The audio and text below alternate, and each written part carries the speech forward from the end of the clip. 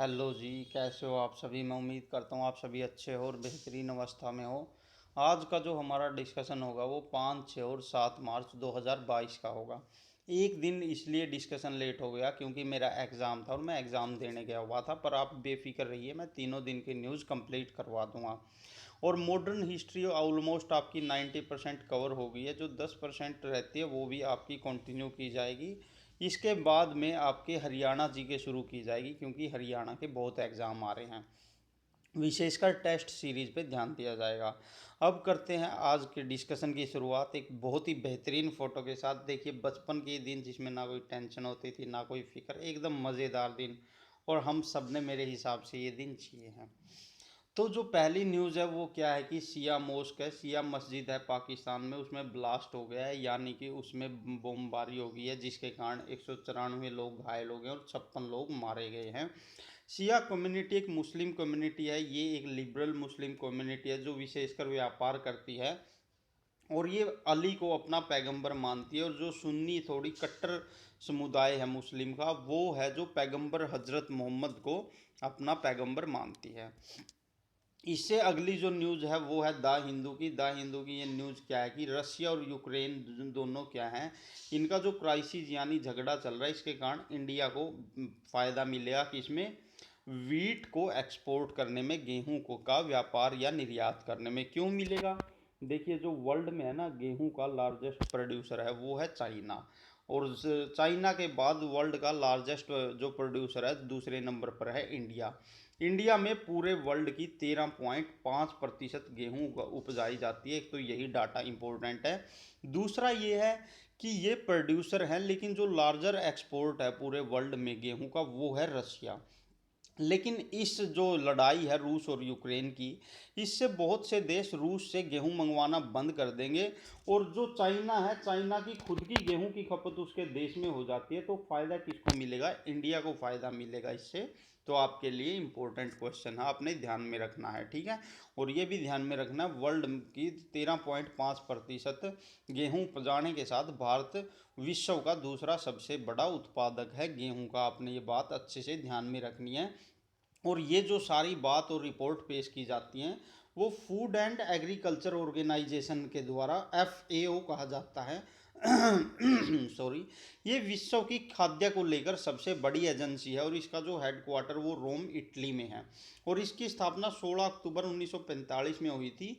Quebec city Canada में इसका क्या हुआ था, इसकी स्थापना हुई थी। अगर वो आपसे पूछ ले फूड एंड एग्रीकल्चर ऑर्गेनाइजेशन का हेडक्वार्टर कहाँ पर है, तो वो रोम इटली में है। आपने ध्यान में रखना, बहुत ही इंपॉर्टेंट ऑर्गेनाइजेशन है। जो अगली हमारी न्यूज़ है वो भी बहुत इंपॉर्टेंट है। इंडिया और जापान जो हैं दोनों एक मिलिट्री एक्सरसाइज करते हैं जिसका नाम है धर्म गार्जियन, जिसको धर्म रक्षक बोला जाता है हिंदी में। तो ये की जाएगी अभी इंडिया और जापान के बीच में। डायरेक्ट पूछ लेंगे इंडिया और जापान के बीच में कौन सी एक्सरसाइज है, तो धर्म रक्षक है या धर्म गार्जियन है। या ये भी पूछ लेते हैं कि धर्म रक्षक जो या धर्म गार्जियन जो एक्सरसाइज है किस किस के बीच में, वो है इंडिया और जापान के बीच में। और ये किससे जुड़ी हुई है? ये एक मिलिट्री एक्सरसाइज है, यानी सेना एक अभ्यास है, सैनिक अभ्यास। केंद्रीय न्याय अधिकारिता मंत्री डॉक्टर वीरेंद्र कुमार ने क्या किया कि भारत सरकार के तहत राष्ट्रीय व्योसरी योजना का शुभारंभ किया। ये राष्ट्रीय व्योसरी योजना क्या है? इसके तहत जो बुजुर्ग हैं, बुजुर्गों को उनकी लाइफस्टाइल के लिए सहायक सामग्री जैसे खाद्य तेल पानी ये सब फ्री में दिया जाएगा। और ज़रूरी उपकरण जैसे मोबाइल वगैरह और इंटरनेट ये सब फ्री में दिए जाएंगे।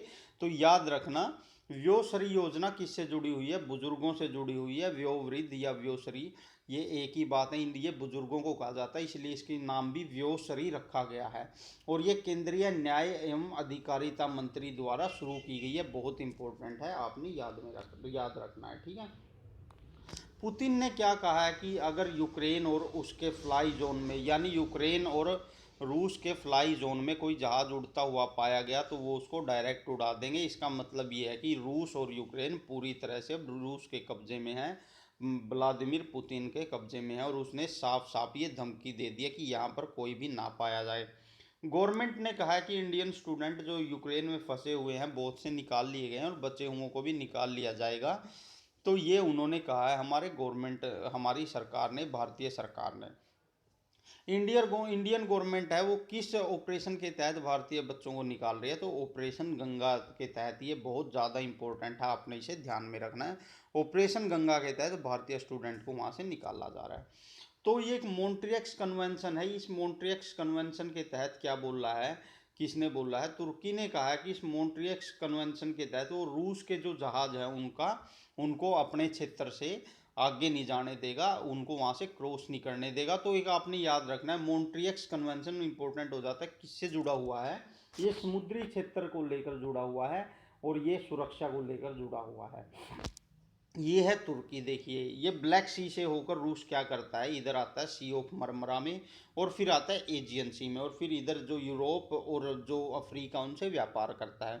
लेकिन एक मॉन्ट्रियक्स समझौता हुआ था। इन मॉन्ट्रियक्स समझौते के तहत क्या हुआ था, किसी देश के पास का जो समुद्री क्षेत्र है उसमें से कौन गुजरेगा और कौन नहीं गुजरेगा वो देश डिसाइड करेगा।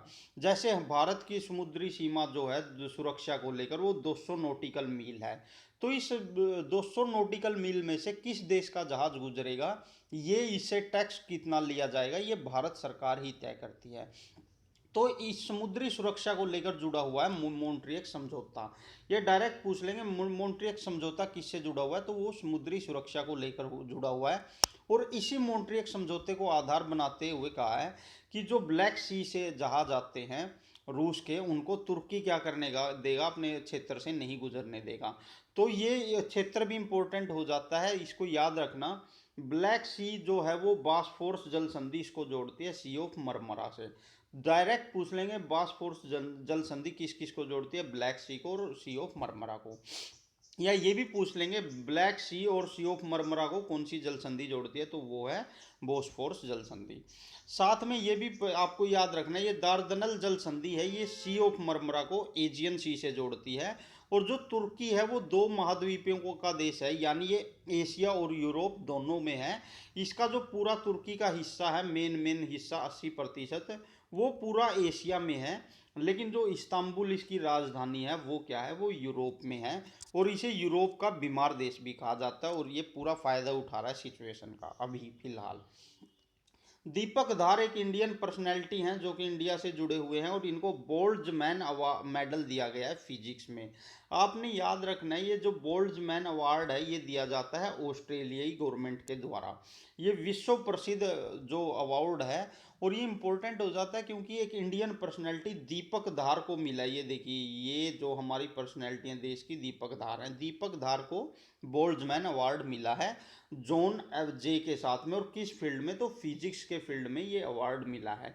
ये भी पूछ सकते हैं कि बोल्ट्जमैन अवार्ड किस देश के द्वारा दिया जाता है, ऑस्ट्रेलिया के द्वारा। किस भारतीय पर्सनैलिटी को मिला, दीपक धार को। और किस फील्ड में मिला, तो फिजिक्स में मिला है, आपने ध्यान में रखना है। और ग्लोबल फूड प्राइस जो है वो बढ़ गए हैं 20.7%। ये आपसे डायरेक्ट पूछ लेंगे कि ग्लोबल फूड अवार्ड क्यों बढ़े हैं, क्योंकि रूस और यूक्रेन की लड़ाई को लेकर विश्व में खाद्य की कमी हो गई।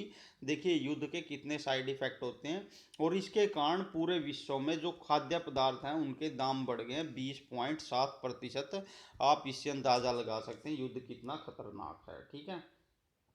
और जो हरियाणा गवर्नमेंट है उसने एंटी कन्वर्जन बिल, यानी कि किसी का ज़बरदस्ती धर्म परिवर्तन नहीं करवाया जाएगा, ये बिल उसने ऑलमोस्ट पास कर दिया गया है। और इससे पहले राजस्थान ने, गुजरात ने, मध्य प्रदेश ने, हिमाचल प्रदेश ने, अरुणाचल प्रदेश ने, उड़ीसा, छत्तीसगढ़, तमिलनाडु ये बिल पास कर चुकी है।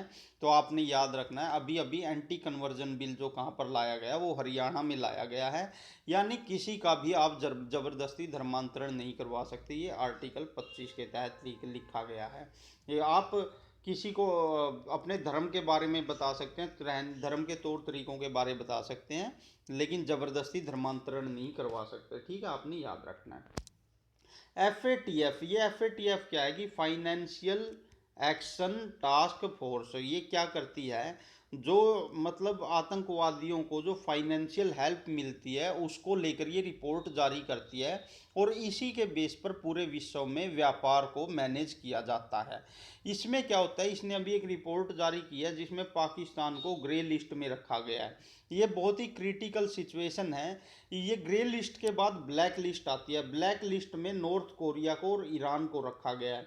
अगर कोई कंट्री ब्लैक लिस्ट में आ जाती है तो उसके साथ सारे व्यापार बंद कर दिए जाते हैं पूरे वर्ल्ड के द्वारा।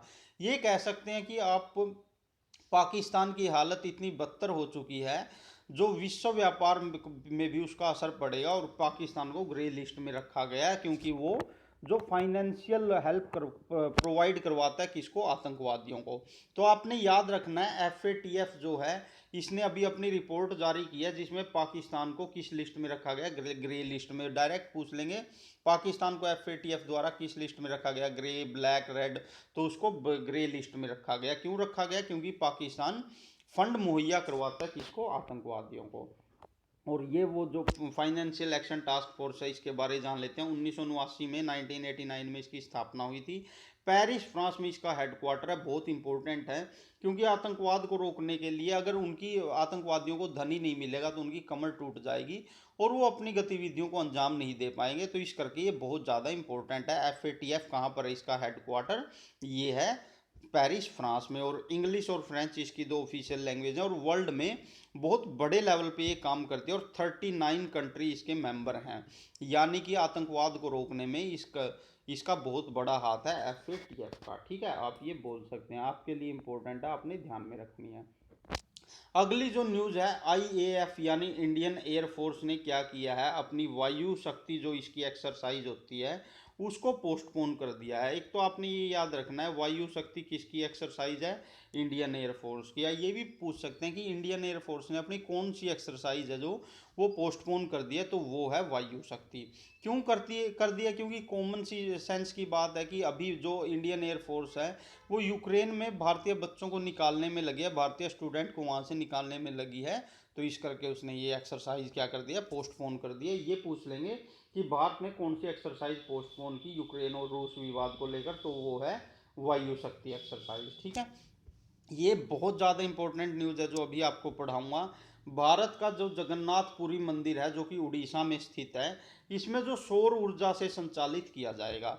जो मंदिर, मस्जिद, गुरुद्वारा और चर्च और जो रेलवे स्टेशन है और जो बस स्टैंड है, ये सब चीज़ें हैं, इनको सौर ऊर्जा द्वारा संचालित किया जाए, इसके लिए एक मैसेज देना चाहते हैं गवर्नमेंट। क्योंकि जो जगन्नाथपुरी उड़ीसा मंदिर है ये विश्व प्रसिद्ध है, और पूरा के पूरे का लाइटनिंग सिस्टम जो है वो सौर ऊर्जा द्वारा चलाया जाएगा। ये बहुत ही अच्छी बात है। यानी कि मतलब ऊर्जा की खपत जो है वो पर्यावरणीय तरीके से इसको मैनेज किया जाएगा। इससे क्या होगा कि पर्यावरण में सुधार आएगा। क्योंकि जो मंदिर, मस्जिद, चर्च और गुरुद्वारे, इनमें लाइटनिंग सिस्टम पे भी बहुत ज़्यादा एक तरह से पैसा भी खर्च होता है, और साथ में इनके लिए जो बिजली आती है वो भी खरीदनी पड़ती है। और अगर इनको हम पर्यावरण से जोड़ देते हैं तो इससे पर्यावरणीय सुरक्षा भी बढ़ेगी और देश का पैसा भी बचेगा, और ये पर्यावरण के लिए बहुत ही अच्छी बात भी होगी। सौर ऊर्जा द्वारा संचालित भारत का पहला मंदिर होगा। डायरेक्ट पूछ लेंगे, इतना फेमस मंदिर है और जो इसकी रथ यात्रा बहुत फेमस होती है। ये पूछ लेंगे कि सौर ऊर्जा द्वारा संचालित भारत का पहला मंदिर कौन सा है, तो वो जगन्नाथपुरी उड़ीसा मंदिर है। यह भारत की net zero carbon mission 2070, sorry यहाँ गलती होगी, थोड़ा ये ठीक कर लेना, कभी कभी हो जाता है, एडजस्ट कर लेना। भारत ने एक पॉलिसी चलाई है 2070 मतलब नेट जीरो कार्बन। 2070 तक भारत जो उसकी कार्बन है जो उसको नेट जीरो पे ले आएगा, यानी जीरो कार्बन होगा और पर्यावरण को सुरक्षित रखेगा। ये इसने बोला था कोप 26 26 में 2021 वाली में, जो कहाँ पर हुई थी, ग्लासगो यूके में हुई थी, ग्रेट ब्रिटेन में हुई थी। आपने ये याद रखना है। ग्लासगो से जुड़ा हुआ ये भी पूछ सकते हैं कि कहाँ कौन सी नीति घोषणा की थी भारत के द्वारा, नेट जीरो कार्बन 2070 की घोषणा की थी। पुरी में जो रथ यात्रा होती है और यह विश्व प्रसिद्ध है।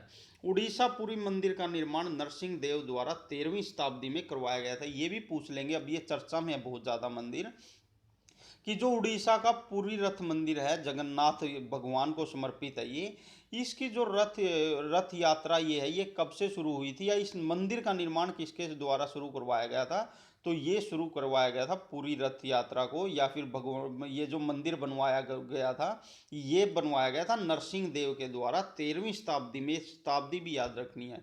तो पूरी मंदिर है जो कि उड़ीसा में, इसको पूरी तरह से सोलर लाइट से चलाया जाएगा, पूरा मैनेजमेंट इसका सोलर लाइट से किया जाएगा। और इसको बनवाया गया था नरसिंह देव से, और इसमें रथ यात्रा होती है जो पूरी तरह से फेमस है। तो आपने याद रखना है। ये था 5, 6 और 7 मार्च 2022 का डिस्कशन। मैं उम्मीद करता हूँ आप सभी को पसंद आया होगा। आप सभी का बहुत बहुत धन्यवाद। जय हिंद, जय भारत।